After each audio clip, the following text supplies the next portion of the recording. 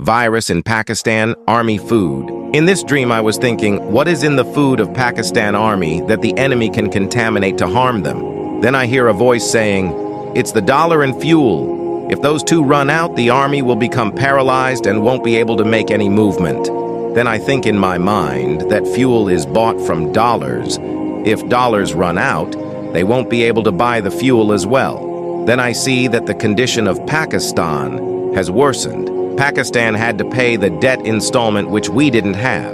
If we pay the installment, there won't be any dollar reserves. One or two army officers suggest that we should ask the overseas Pakistanis to send us dollars so that we can buy fuel. I ask myself, for how long will they keep on sending the dollars? They must have their own needs as well. Why is Army making such inefficient plans?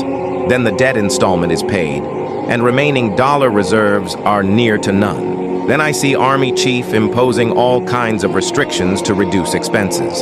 So much so that the TV channels also start broadcasting public service messages for the citizens to adopt simpler lifestyles.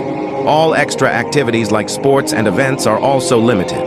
Then the Army openly admits that the situation is very bad. On the other hand, the enemy rolls out its plans to create chaos in 4 to 5 big cities so that the things get out of control for Army. Then I go to see a big army officer. I think it was the house of a lieutenant general. I wait for him there so that I can tell him about my dreams.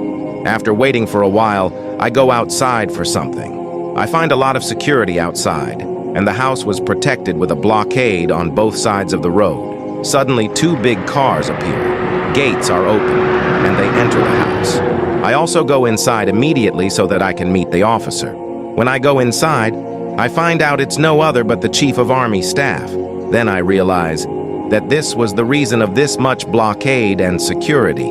I recall a dream of mine in which the life of Chief of Army Staff was in danger. I ask myself if it's that time. Anyways, I go inside and look for the chief. I find him in the TV lounge, probably. I say my salam to him and tell him that I have to tell him an important thing. He takes me to the drawing room where I start telling him about my dreams. He listens to me calmly.